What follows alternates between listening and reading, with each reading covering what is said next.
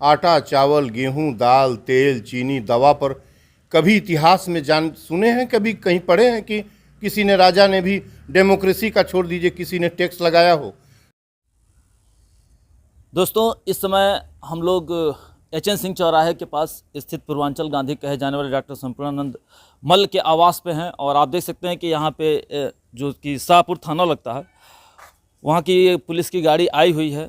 बताया जा रहा था, मीडिया में काफ़ी दिनों से खबरें चल रही थी कि 1 मई जैसा कि आज है, मजदूर दिवस के दिन पूर्वांचल गांधी ने ऐलान किया था कि वो बनारस जाएंगे और बहुत सारे मुद्दे थे, जैसे खाने पीने वस्तुओं, दाल, चावल, आटा, तेल, घी पर जो जीएसटी लगा हुआ है इसको मिटाने की मांग की जा रही थी। इसके अलावा टोल टैक्स को लेकर के बात थी। तो फिलहाल आप देख सकते हैं कि पुलिस की गाड़ी यहाँ पहुँच चुकी है और इनके आवास पे ऐसा लग रहा है कि शायद इनको डिटेन कर लिया गया है। क्या है पूरी बात और क्या माजरा चल रहा है, क्या संवाद चल रहा है, आइए हम लोग खुद ही इनके आवास पर चल करके बात करते हैं और देखते हैं। तो मैं बता देना चाहता हूं कि इस समय हम लोग पूर्वांचल गांधी कहे जाने वाले डॉक्टर संपूर्णानंद मल्ल के आवास पर आ चुके हैं और यहाँ पे शाहपुर थाने के बहुत सारे स्टाफ इनके आवास पे मौजूद हैं। क्या कुछ माजरा है और किस लिए इनको यहाँ पे डिटेन किया गया है या बैठाया गया है, यहाँ पे शाहपुर थाने का स्टाफ है, हम लोग खुद ही जानते हैं पूर्वांचल गांधी से कि पूरा क्या स्थिति है।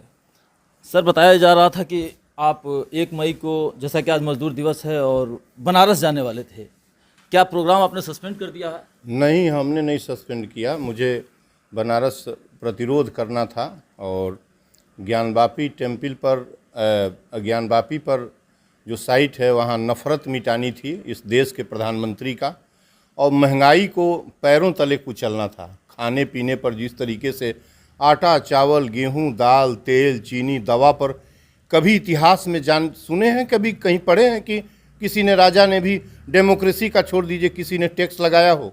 सड़कों पर बेतहाशा जो है टोल टैक्स इन्होंने बढ़ा दिया। शिक्षा, चिकित्सा, जनसंचार, रेल संचार इतना महंगा कर दिया कि गरीब के अप्रोच से बाहर हो गया। 50 रुपये का डीजल पेट्रोल सीएनजी 100 रुपये में बेच रहे हैं। 300 का जो 400 का सिलेंडर 14 में मिलता था वो आज 1200 में, अभी थोड़ा चुनाव की वजह से 850 हुआ है, कम हुआ है। ये कोई तरीका है? इसी के लिए वो आप पीएम बने हैं। तो आज मुझे बनारस में जाना था और मैंने सच बात यह है कि मैंने प्रशासन को नहीं, मैं जितनी भी चिट्ठी इधर गई है, दर्जनों चिट्ठी, पीएमओ से मैं लगातार संपर्क में हूँ। उन्होंने हमसे कोई संपर्क करने की कोशिश नहीं की। लेकिन आज मुझे ये नहीं समझ में आ रहा है कि मुझे घर में, यह जो है शाहपुर थाने का, मेरे घर के पास ही का थाना है, मेरी लड़ाई पुलिस से नहीं है। पहली बात तो आप मैसेज डिलीवर करिए, जहाँ तक ये मैसेज जा सकता है कि पुलिस से मेरी लड़ाई नहीं है। पहली साफ तौर पर मैं बताने की कोशिश कर रहा हूँ। नहीं, आपके घर पे काफ़ी सारा स्टाफ, थाने के लोग बैठे हुए हैं, तो आपसे क्या संवाद हुआ? उसे संवाद यही हुआ कि हम आपको रोकते हैं, वहाँ मत जाइए। एसओ साहब ने तो ये कहा कि बहुत धूप है। खैर, वो अपनी बात कर रहे थे, हमारे लिए धूप का प्रश्न नहीं था, उनको मुझे रोकना था। उन्होंने कहा बहुत गर्मी है, मत जाइए, आपके सेहत को देखते हुए, चूँकि। लेकिन बात ये था कि उनको रोकना था। कौन है थाने के एसओ? कौन है? जयंत जी हैं, जयंत कुमार सिंह हैं। क्या उनके पास कोई? जयंत सिंह हैं, यहाँ के एसओ जो हैं, ये शाहपुर के हैं। और रात में उन्होंने, मुझे तो ये भी तकलीफ़ हुई कि बच्चों को जो है, कोई एसआई और उसके साथ बच्चे, 2 बच्चे जो है रात भर खड़े थे। हम तो बताए थे कि हम 5-6 बजे निकलेंगे अपनी निजी वाहन से और मुझे जाना ही है और मैं जाऊंगा, मैं बनारस जाऊंगा। मैं नरेंद्र मोदी का तिरंगा लेके सड़क पर, बनारस की सड़क पर प्रचंड विरोध करूंगा। इसकी हुकूमत को, इसकी झूठी बेरोजगारी, गरीबी, भय, हिंसा पैदा करने वाली और महंगाई जैसा नफरत, महंगाई जैसा अपराध, महंगाई में जीवन मुश्किल हो गया, इसका विरोध करता हूं और विरोध करूंगा। मैं अभी एसओ साहब से भी बात करता हूं, आप भी बात करिए कि आखिर रोका क्यों गया है।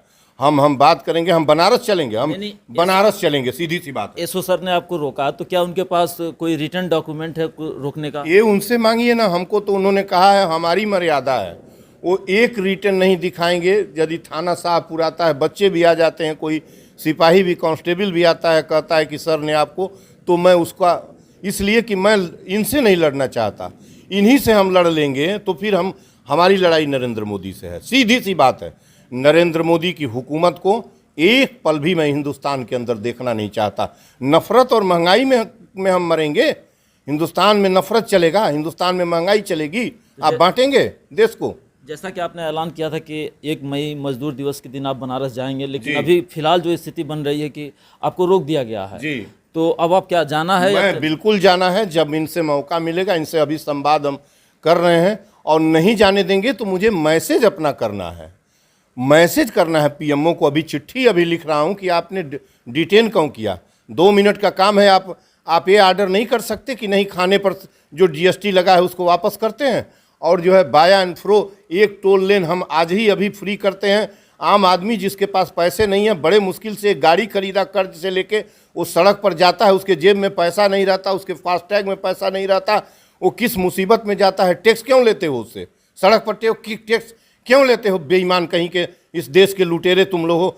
किसने लगाया है टैक्स? मैंने कहा 2 काम करिए, शिक्षा, चिकित्सा, जनसंचार चुनाव के बाद आपने लगाया है, इसमें आचार संहिता कैसी? ये काम सस्ता सा 1 सेकंड का नहीं कर सकते। घर में डिटेन करके इनकी कुर्सी बचेगी नरेंद्र मोदी की।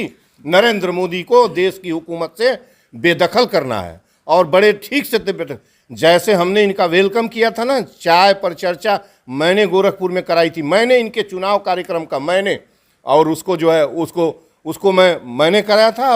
अब विरोध भी मैं जुर्म को नहीं सह सकता। जैसा कि आज आपको वहाँ रोक दिया गया है बनारस जाने से, और कुछ समय पहले आपने सुरक्षा की भी मांग की थी पुलिस से कि हमको सुरक्षा दिया जाए, कुछ हुड़दंगाई लोग आपके साथ बदतमीजी किए थे, तो क्या पुलिस उस समय भी इतना सक्रिय रही? बिल्कुल नहीं सक्रिय रही, एकदम बिल्कुल फ्लैटली कहता हूँ। ये तो डॉक्टर गौरव ग्रोवर जी से भी हमारी बात हुई थी, उनसे मैंने 6 महीना पहले जब कुशीनगर में हमारे ऊपर हमला हुआ, जब फिलिस्तीनी और जो है इजराइल वार को, मैंने कहा था कि बच्चे मर रहे हैं, जीनोसाइड को रोकिए, वहाँ अपराध मृत्यु बम्बार्डमेंट में बच्चे मर रहे थे गाजा में। हमने कहा बच्चों के जान की कीमत पर आप वो जो है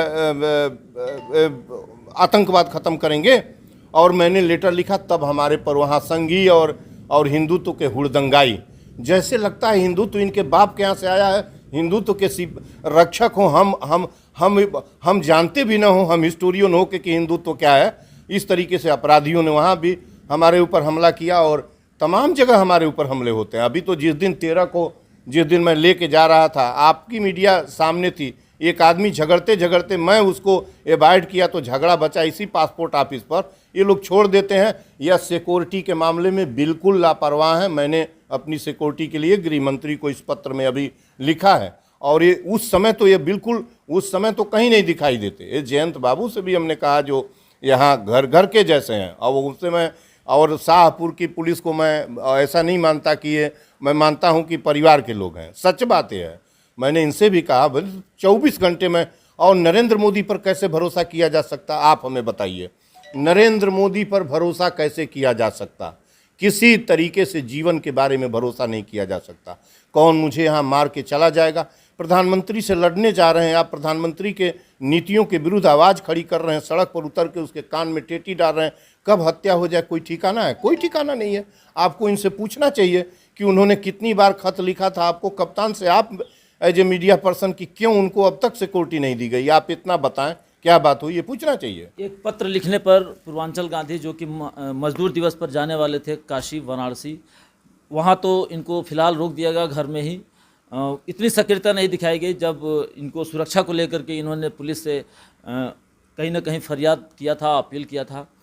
फिलहाल अब क्या होता है, आप हमारे साथ खबरों को देखने के लिए बने रहें। धन्यवाद।